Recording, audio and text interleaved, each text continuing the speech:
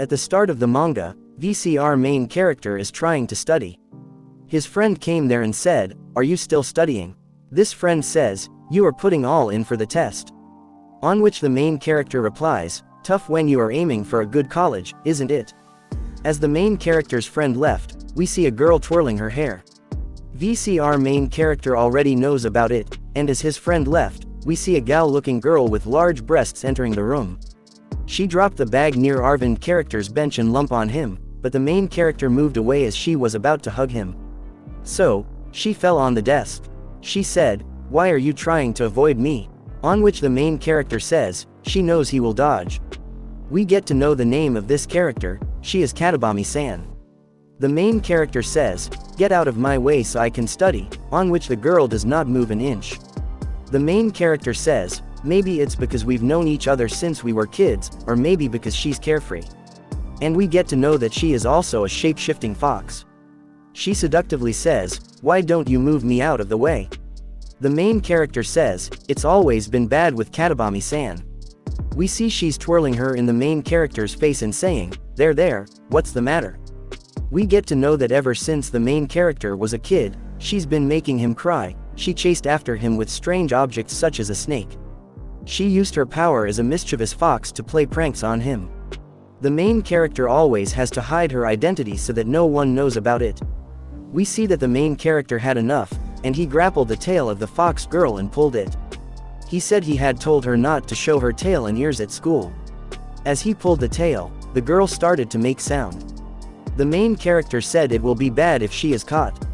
The girl, who is looking like she had done the dirty, says with a mischievous face, "Do you like to be rough?" In a seductive manner, she said, "You are so naughty."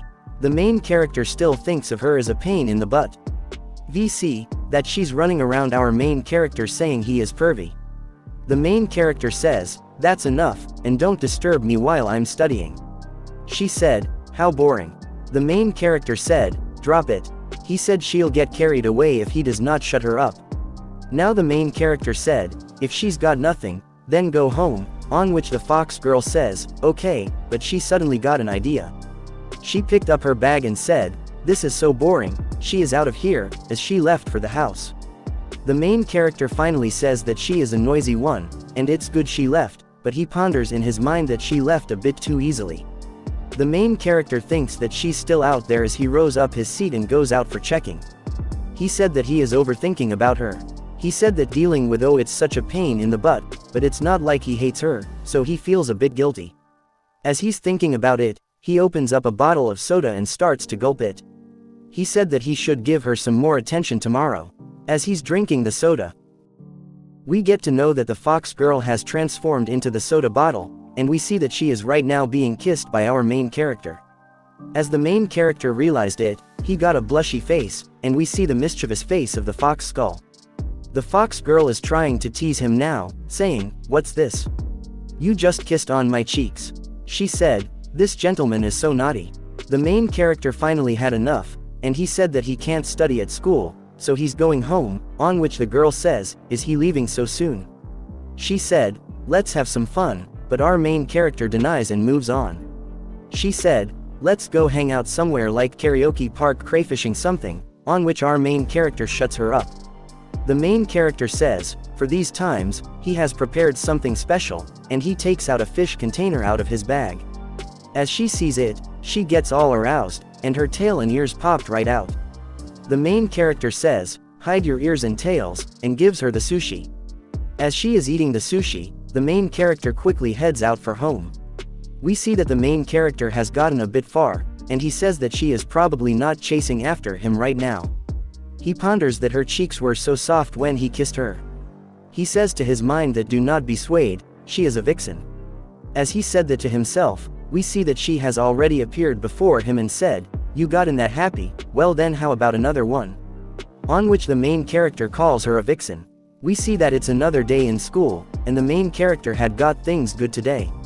He said that he's been able to solve the difficult past examination as we see the vixen doing some mischievous things. The main character says to himself, as long as there isn't any unnecessary noise, he will be all right. We see that the fox girl had made some noise while observing our main character, on which our main character directly calls her out. She quickly tried to hide her toy, and we see as the main character invites her in. He said he will lie her debit it for tomorrow. We see she's looking a bit down and says, I'm in character's name. The main character asked her what is wrong with her, on which she says that out of nowhere, her chest hurts a bit. On which the main character asks her, what happened to your chest? On which she said that she suddenly feels this tightness in her chest. She said, it's beating so fast, on which our main character says, you are obviously lying. The fox girl is trying to show that she is in pain. She said that she is feeling dizzy, and she is fainting now as she dropped on the dirty floor. We get to know that the main character knows that she's pretending to play dead, and he is telling us how many times he has been fallen for that. We see that in childhood, the fox girl used to do the same, and as our main character tried to help her, she used to scare him and then pulled him into her arms. The main character says ever since he was a kid, she had made him worry about her just to take advantage of him, but not anymore, she can never trick him again. That is what he says. The main character is getting a bit anxious and can't concentrate as he doesn't know what she will come up next. He said she is being surprisingly quiet today, and we see her figure which looks like she fell asleep salivating from her tongue. VCR main character gets close to her and says he wishes she will be always this quiet. But he says this happens only when she's sleeping, right? He says how can she sleep on the floor such soundly? As the main characters touch her, she opened her eyes. The man clicked and knew he let his guard down. As the main character is trying to do something, she quickly came on her feet, put her arm behind the main character, and hugged him so tight. The main character was being strangled in her breast. We see her saying with a mischievous look, did you try to approach me all of a sudden? She said, it looks like he has been tricked again.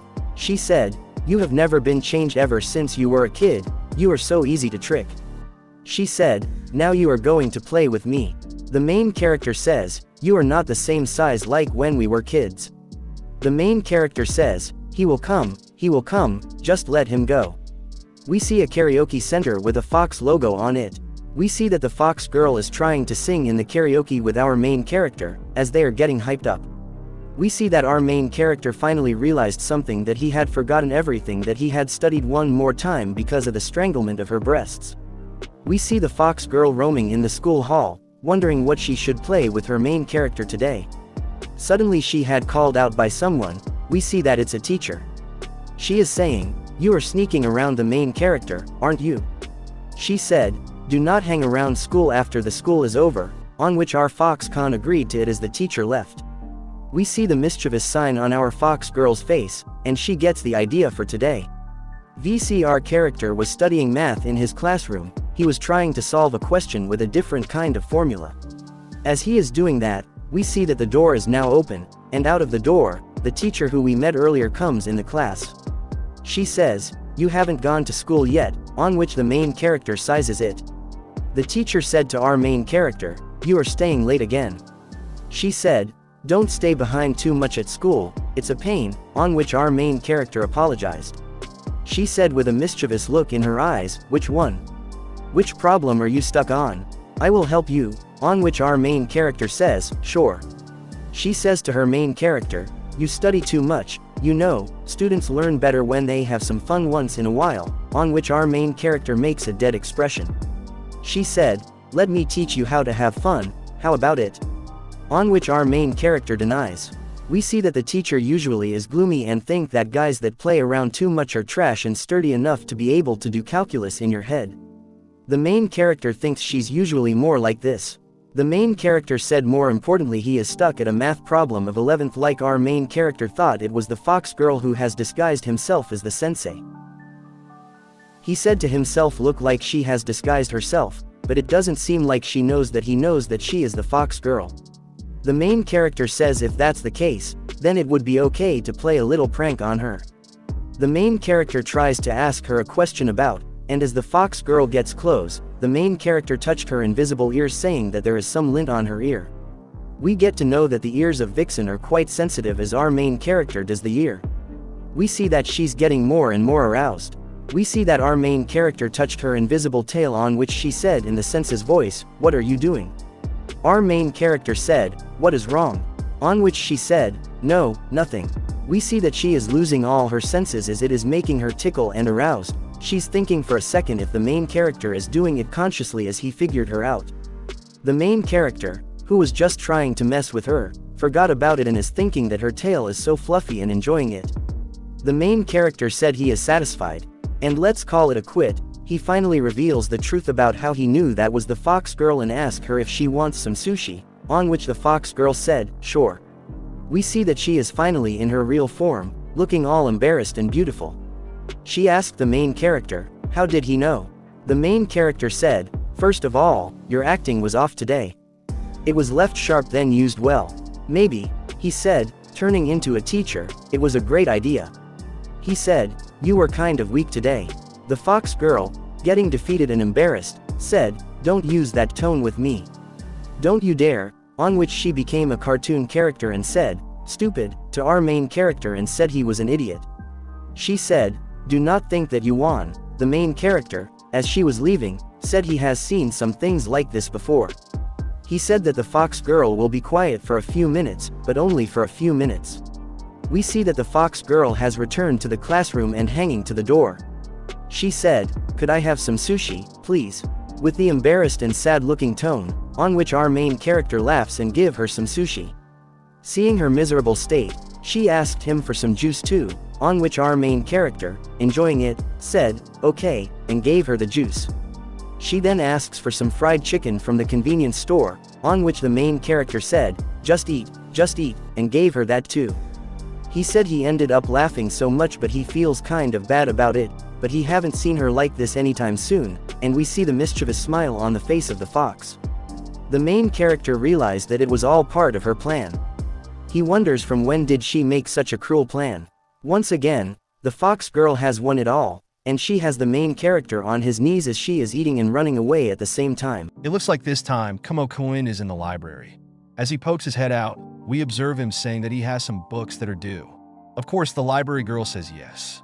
It looks like the main character wants to renew this one book. As he takes out that book, we observe his eyes landing somewhere. He is surprised to see the mischievous fox come there. As he takes her name, she slyly says the name of the main character, while the library girl is just confused about what's happening. We observe her mischievously saying, welcome. Of course, the main character was quite annoyed, saying, what the hell are you doing? While we just observe her smiling toward the main character, saying, I am the president of the library committee. He was quite surprised. The main character says, Kataba Missen, who takes nothing seriously, is the president? But she just replies to him, I am serious about it. Fine, 1 second. It looked like she was braiding her hair, as well as asking the library lady for her specs. In the next second, we see silky hair and braids that are looking gorgeous on her. Jesus Tad. This is Kataba Misana's serious librarian mode. Engage. She is so proud of it, while the main character just thinks, except that your appearance has nothing to do with it. We observe him putting the book on the table, saying, well, as long as you were taking it seriously anyways, extend this. We observe her putting her hands to her mouth, thinking about something very seriously. In the next second, she says to him, surprisingly, I don't know how to do that, so just take it. The library girl just raised her hand, saying, Senpai, I will do it, so please don't give our books away. Of course, the mischievous fox girl was just joking about it. Asked the library girl, she says, you are so serious, haha. We observe the main character teaching her about how the president needs to have her act together. This and that, and you should listen up. We observe someone just started munching on food, as crunchy noises were all coming from her. We observe the mischievous fox girl looking toward her, saying, you need to stop making more work for your assistant. The main character was telling her this, as she looked toward where the noise was coming from. We see her getting up from her table, saying sorry to the main character and holding on. The main character thinks about how she has become serious and what is going on. The main character says to the librarian, sorry about her. Don't be afraid to tell her to take it seriously. The librarian was just shocked at the main character's words. She thinks about how, well, no, actually, Kataba-senpai is usually very serious about her work. We get to know that she is very good at paying attention to people who come in, and the main character was quite surprised by that. We see the girl who was eating chips and reading some kind of book in the library gets a pat on her back by the mischievous fox girl as she says, hey, what have you got there? She was quite startled by her voice. We observe the mischievous Foxgirl apologizing to her and told her about how she understands that reading totally makes you want to smack her. He says to her, "But you know, unfortunately, rules are rules." "Whoa, hold on. These are the new flavor," she says as she looks toward them. We see her saying, "See how she keeps the mood light even when giving a warning? She doesn't want to ruin anyone's day." It seems that the librarian got quite a good impression of her, as she says to the main character, "I am not good at talking, so she really helps me. I think she is amazing." We observe her smiling and laughing with that girl. The main character says that it looks like she can be serious when it matters. Well, her personality changed quite fast as she came towards the main character. The main character just said to her that she has done a good job. We observe how she was grinning as she took out the packet. It looks like she ended up talking to the girl and was able to acquire this packet of chips.